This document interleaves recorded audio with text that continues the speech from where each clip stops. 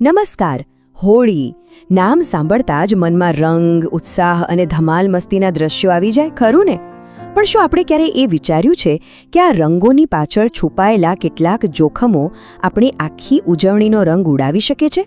વેલ, આજના આ વિશ્લેષણમાં આપણે એ જ જાણવાના છે કે હોળીને સુરક્ષિત અને ખરેખર યાદગાર કેવી રીતે બનાવી શકાય. સામાન્ય રીતે તો આપણે તહેવારના ઉત્સાહમાં આ સવાલ પર ધ્યાન જ નથી આપતા. આપણે એમ જ માની લઈએ છીએ કે બધા રંગો સારા અને સુરક્ષિત જ હોય છે.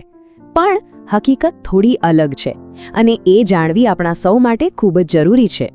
તો ચાલો સૌથી પહેલા એ સમજીએ કે ઉજવણીની શરૂઆત સાવચેતીથી કરવી કેમ જરૂરી છે. કારણ કે આ રંગીન તહેવાર પોતાની સાથે એક નાનકડી ચેતવણી પણ લઈને આવે છે. અને આ વાત ખરેખર 100% સાચી છે. આપણે બધા તહેવારના જોશમાં એટલા હોઈએ છીએ ને કે ભાગ્યે જ કોઈને એવો વિચાર આવે કે ભાઈ આ રંગો બને છે શેના, ક્યાંથી આવે છે, અને બસ આ જ નાનકડી બેદરકારી ક્યારેક બહુ ભારે પડી જાય છે. તો આ કેમિકલવાળા રંગોમાં એવું તો શું હોય છે જેને આટલા જોખમી બનાવે છે? ઘણીવાર એમાં લેડ ઓક્સાઇડ, મર્ક્યુરી સલ્ફાઇડ જેવા હેવી મેટલ્સ હોય છે. તો પછી આપણા સ્વાસ્થ્ય પર એની કેવી કેવી અસરો થઈ શકે છે? ચાલો જરા વિગતમાં જોઈએ. જુઓ, આ 4 સમસ્યાઓ તો સૌથી કોમન છે. પહેલું, સ્કિન પર એલર્જી થવી, ફોલ્લીઓ થવી. બીજું, આંખોમાં ગંભીર બળતરા થવી.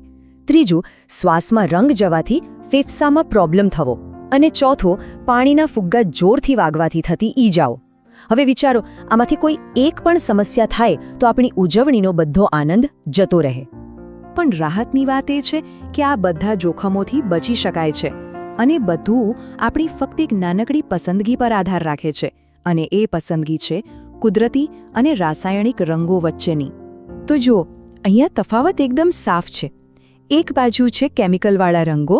હા, કદાચ થોડા સસ્તા મળતા હશે, પણ એ સ્વાસ્થ્ય માટે કેટલા નુકસાનકારક છે એ આપણે જોયું. અને બીજી બાજુ છે હર્બલ, એટલે કે કુદરતી રંગો. એ કદાચ સહેજ મોંઘા લાગે, પણ એની સામે મળે છે સંપૂર્ણ સુરક્ષા.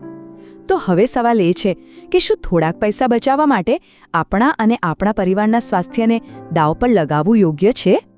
ઓકે, તો પ્રોબ્લેમ શું છે એ તો સ્પષ્ટ થઈ ગયું, પણ એનો ઉકેલ એનાથી પણ વધુ સરળ છે. તો ચાલો હવે એ સિમ્પલ ગાઈડલાઇન્સ જોઈએ જે આપણી હોળીને સાચા અર્થમાં રંગીન અને સુરક્ષિત બનાવશે. આ 5 સ્ટેપ્સ બહુ જ સિમ્પલ છે, રાઈટ? પહેલું અને સૌથી અગત્યનું, હર્બલ રંગો જ ખરીદવા. બીજું, રમવા જતા પહેલા ચહેરા અને શરીર પર નાળિયેર તેલ લગાવી લેવું. એનાથી એક પ્રોટેક્ટિવ લેયર બની જશે. ત્રીજું, કોન્ટેક્ટ લેન્સ બિલકુલ નહીં, કારણ કે રંગ અને લેન્સનું કોમ્બિનેશન આંખો માટે ડેન્જરસ બની શકે છે.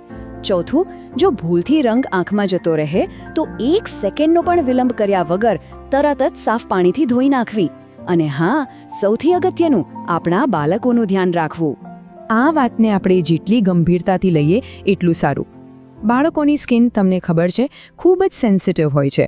અને આ કેમિકલ્સની સૌથી ખરાબ અસર એમના પર જ થઈ શકે છે.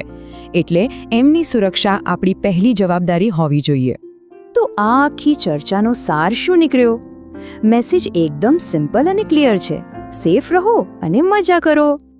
ફક્ત માત્ર એક સાચી પસંદગી, એટલે કે સુરક્ષિત રંગોની પસંદગી. બસ આ એક નિર્ણય આપણને અનેક પ્રોબ્લેમ્સથી બચાવી શકે છે. આખી વાત અહીં આવીને જ અટકે છે. અને છેલ્લે, આ સવાલ આપણે દરેકે પોતાની જાતને પૂછવાનો છે.